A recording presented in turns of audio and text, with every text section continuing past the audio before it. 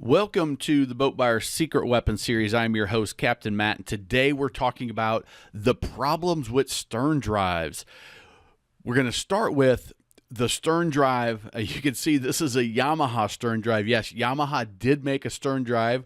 They're not just outboards. Back in '89, they introduced a stern drive. It was very short-lived. They had some lawsuits with OMC from being accused of stealing their design. But this is a stern drive, an inboard, outboard, an IO. They're all synonymous. Essentially, you have the engine inside the boat, the transom is right here, and then you have a lower unit or the stern drive that's down below in the water. So that's what we're talking about. Let's take a look at why this is an issue. This is a trend from 1997 to 2019, the different styles of propulsion. So inboard, outboard, and stern drive. In 97, they were at about 23% of the market was stern drives.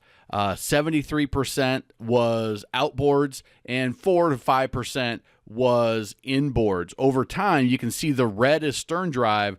It goes down, down, down, down. 2019, 5% of the powerboat market was stern drives, 89% outboards, and 6% inboards. So inboards grew 2%, outboards grew by 16%, and stern drives declined down to 5%.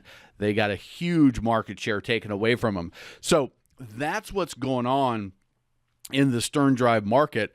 Part of it is related to just the styles of boats. Look at runabouts from that same time period, 1997 to 2019. 82% of the runabouts were stern drives, but look at the number of stern drives, almost 60,000 boats built in 1997. Taking it down in 2019, that number was down to about 10,000.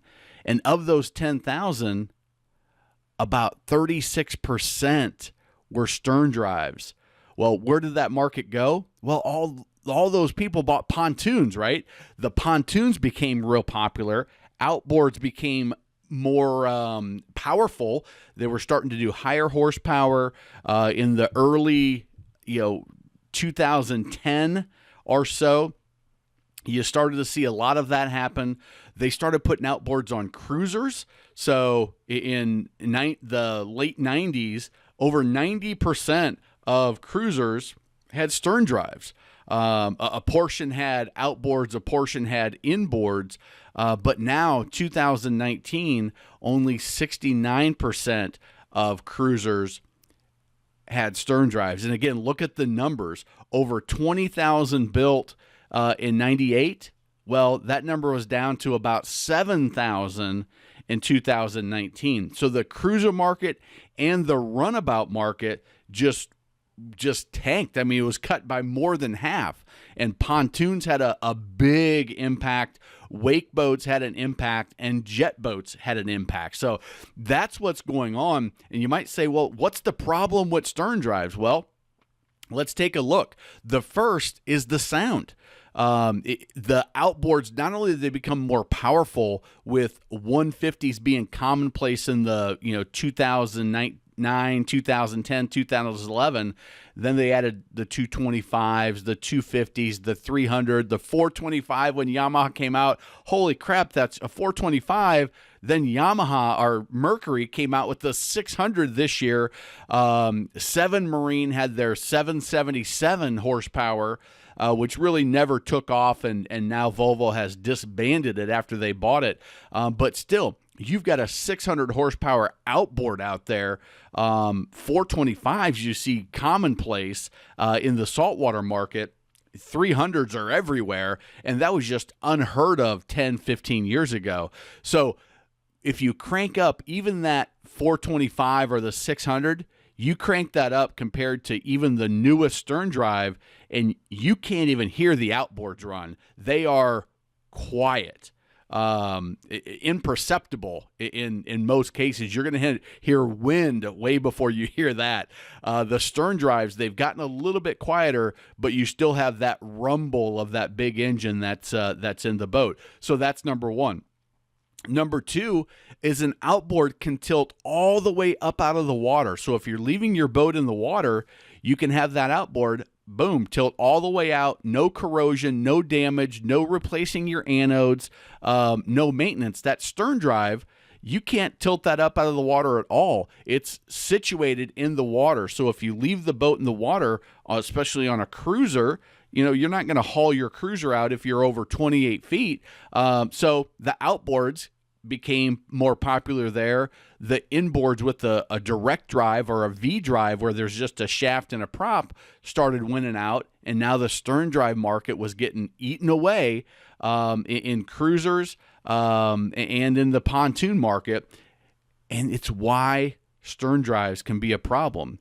Then you put saltwater into the mix, and now you've got some maintenance things. So what happens with saltwater? Where on a raw water cooled stern drive, which is what most of them are, there's a few closed cool where they have an actual antifreeze reservoir. Instead of sucking up the raw water to run that through the engine, they're actually running the antifreeze through the engine to cool the engine, and they're only sucking raw water in to cool that antifreeze. But in the traditional sense, you've got the outboard and the stern drive sucking up whatever water source they're in. So if you're in salt water, sucking up salt water. And if you think about an outboard, it's sucking it straight up into that engine. And so when you're done and you flush it, you've got gravity working on your side where that fresh water then from a garden hose goes running in through the system, and gravity is helping you get that salt out. Now on a stern drive, you can flush it, but if you look, you've got that water coming in from your intakes. It's got to go up and into that engine, up through the risers to the manifolds, and flush out that area in there that's cooling down the engine. Well, it's more difficult because now you don't have gravity. It's, if you look at the angle, it's not just easily going to flow back out and flush. So there's going to be salt that's just left in there, and it's more difficult. You also have the easy flush valves on the newer outboards, which started 10 years ago or so, where there's just either an easy hookup, there's a garden hose attachment that you flip open a port and you attach it up. You run it on the hose for 10 minutes, bring it up to temperature, and it cleans it all out. Whereas the stern drive, you still have to put the earmuffs on. You still have to make sure that you've got you're closed off on all of the intake valves, and then you've got to run it for 10 minutes on the hose or more, bring it up to temperature so you get everything flushed out the best you can. And it's just a more difficult process. And because of that, there's additional maintenance that comes with it. Every 3 to 7 years, probably 3 to 5, if you do an excellent job of flushing your engine and you're religious about it and diligent, and you do it for extended periods of time, you can maybe squeeze out past 5. But the risers, which are right here, and this is a cutout of a Volvo engine, and the manifolds, which are right here, what happens is you can see this is a corroded one and a damaged one. You've got these water jackets, which are these little, I'm going to try to show you here, these little cutouts right here. So the raw water, or salt water in this case, is coming through these, and it's cooling that exhaust as it's going through the engine. Well, over time, that salt water starts corroding from the inside. So you can't really see it. From the exterior, the manifolds and the risers look fine, but on the inside, it's causing all sorts of damage. Well, what happens is you maybe get a little bit more corrosion than you know, and you get a little pinhole in there, or there's some water that then gets into the exhaust, and now you've got the potential for water to get into the engine, into the cylinder, and now you've got a catastrophe on your hands. So that's what happens. So every 3 to 5 years, you can inspect it, and you can watch your temperature, find out what your regular temperature is when you're running. And if you see that temperature creep up 5-10 degrees from your normal operating temperature over a couple of years, hey, we need to really dig in and check those risers and check the manifolds. The riser is going to be the ones that typically has the issue first. And that's going to be this little kit right here, the riser manifold. This kit with all the gaskets and everything, the bolts, was $700. If you're going to have a shop do it, you're looking at several $1,000s of maintenance. It's certainly something you can do yourself, but it's an all-day job. So you're looking at a couple $1,000s per engine every 3 to 5 years. If you're really diligent, maybe 6 to 7, you're really risking it, because if there's a failure, it can be catastrophic. If you haven't already, check out the US Boat Expo for a free 7-day pass at usboatexpo.com. So here's another little cutout, so you can kind of see how it works if this is new to you. So the blue is the water, so the salt water is running through that jacket from the and then it's cooling the exhaust, which is in the red right there. So that's how the system works, and you can see that corrosion, and that is going to happen right here. You've got the vibration, you've got the heat, you've got the corrosiveness of the salt, and this interior piece of cast iron is going to rust out before the exterior, and the exterior is going to seem okay in most situations, and it's going to happen, and boom, next thing you know, there's water in your exhaust. That water is going to flow down into the manifolds, and it can easily flow down into the cylinder, which is bad news. So those are some of the problems with the stern drives. So let's look at maintenance just overall. We kind of talked about some of the things, but fresh water, hey, you've got your oil, gear lube, and you change your impeller. Same thing on an outboard, same thing on a jet drive. In the saltwater environment, you've got to flush it every time. So, and then you've got to do those risers and manifold 3 to 7 years. If you've got an outboard, hey, you just flush it every time. There's an easy flush port on there, and you've got to be diligent about it. You have to do it for 10, 15 minutes, bring it up to full temperature, and really flush all that salt out. But because you've got the water coming straight up into cool, and then it can drop just straight down, gravity is a big benefit there. And the jet drives, again, they've got an easy flush port, and they're just shooting everything out, and it works slightly different on those, so you don't have some of the same issues. For freeze protection, one thing that we didn't talk about was, well, what happens if it freezes? Well, I showed you the diagram how it sucks up through the lower unit into the engine to cool. Well, you don't have gravity, so that water just sits in there. It's another reason why it's so important to flush if you're in salt water, is because otherwise that salt just sits there, and that 3 years will be lucky to get 3 years if you don't flush it. So in the wintertime, you've got to put that biodegradable antifreeze, get all of that fresh water or salt water out, doesn't matter what environment, and get that antifreeze in there so it doesn't freeze, that water expand, and then crack, which now you've got to replace your engine $6,000 to $8,000 to $12,000, depending on what you've got. If you've got an outboard, that winterization is you tilt it down with the trim, you tilt it back up, you tilt it down again, and you just make sure all that water's out of there. Again, gravity does the work for you. No reason to have that antifreeze, and you can run it year-round if you're in a environment where the water doesn't freeze. So you can put that boat in December and go do a Christmas light parade and come back and just tilt it down, and you're good to go. Where if you had a stern drive, you can unwinterize it, run it, but then you have to re-winterize it and get that antifreeze through the system so you don't have freeze damage. So you can get a little bit more use out of your boat with an outboard. And then the jet drive, you just fire it up, you rev it a few times, and it pushes the water out, or blows it out actually, and you're good to go. If you leave a stern drive in the water, you've got to worry about changing your bellows, and I'm going to show you that here in just a little bit. You've got to worry about the zincs and anodes, and maybe sanding and painting your drives because of the corrosion that can happen when you leave your drive in the water. Those zincs, not very expensive, 150, 250 bucks, depending on the kit that you need. Sanding and painting the drive, if you do a good job on your zincs, you don't have any stray current in the water, you might only have to do that every couple of years and just touch up.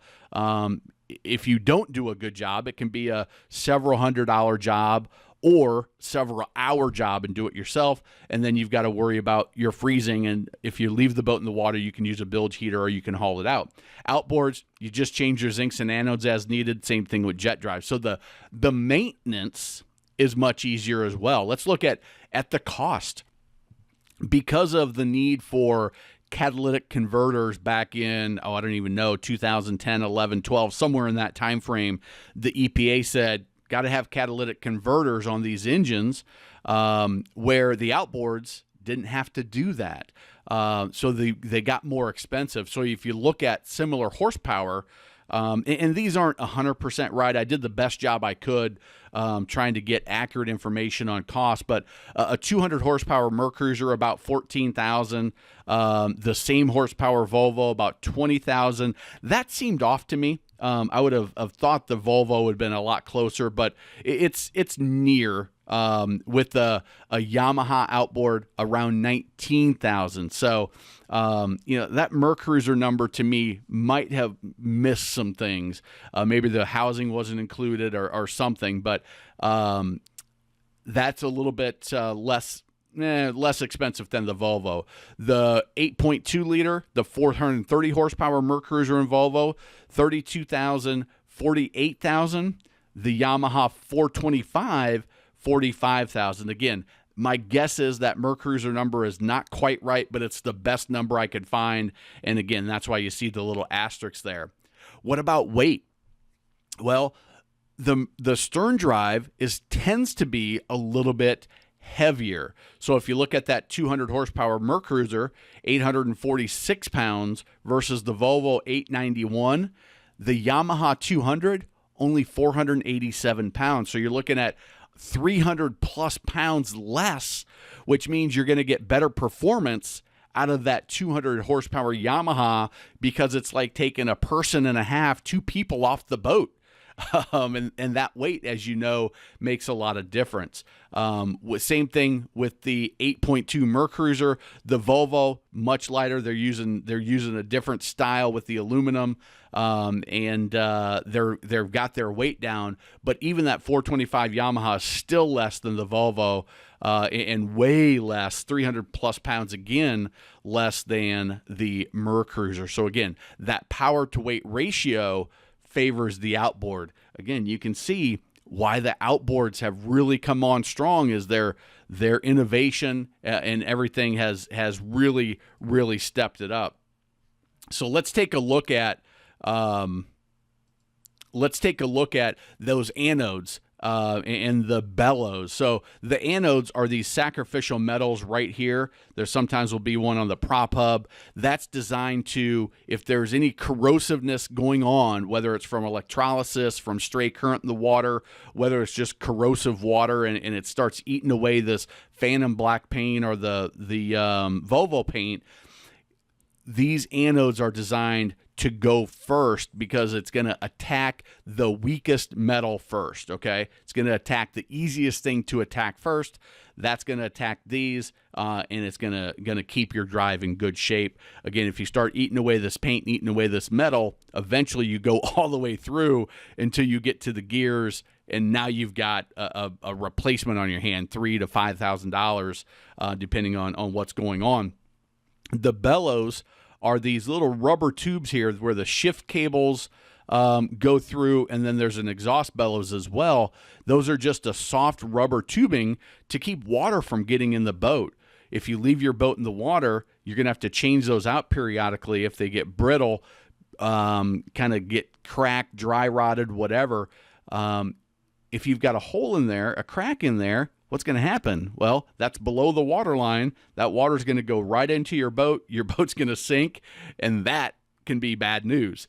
So something, if you keep your boat in the water, you got to really keep track of. Again, point outboard. They're much better. So you may say, well, why in the heck are they still building stern drives? Well, here's the answer. In fresh water, everything was very equal, right? The noise was a little bit more, but the maintenance was about the same. This is the big advantage to the stern drives in the freshwater market, is you've got that huge access to the water versus, look at this outboard. It's right in the way. It's taking up that a third of the swim platform right in the middle, and you don't have the ability to move the party to the back of the boat, which in freshwater you do all the time, whether you're at the sandbar, whether you're at an island, whether you're just hanging off the anchor. You are going to move to the back third of the boat. A group of people are going to jump in the water. Somebody's sitting on the swim platform. Somebody's sitting on the back deck if there's a sun pad like that. And that's where stern drives shine. So in my mind, yes, there are problems with stern drives in the saltwater environment. And if you're in salt, don't get a stern drive. You're going to be disappointed. It's going to be more expensive than it needs to. Go with an outboard. If you're in fresh water and you're on a fiberglass bow rider or cruiser, hey, I'm all about stern drives in those situations. I think it's an excellent propulsion system in that environment for this reason alone. They've really done a great job with the sound dampening and getting it quieter. They're good performance. They give you a nice sturdy ride in rough water because you've got that lower unit all the way down in the water. You have that little bit extra weight, which is a value in really rough, choppy water. But this right here is the kicker for me, versus taking that up. So thanks for watching. Subscribe to the channel. Check out that US Boat Expo or any of the over 150 videos we have on the channel now. If you've got a stern drive or an outboard, let me know your thoughts of which you like better, where the application is, and if you're in saltwater, freshwater, or brackish water. Thanks a lot, and remember, life truly is better on a boat.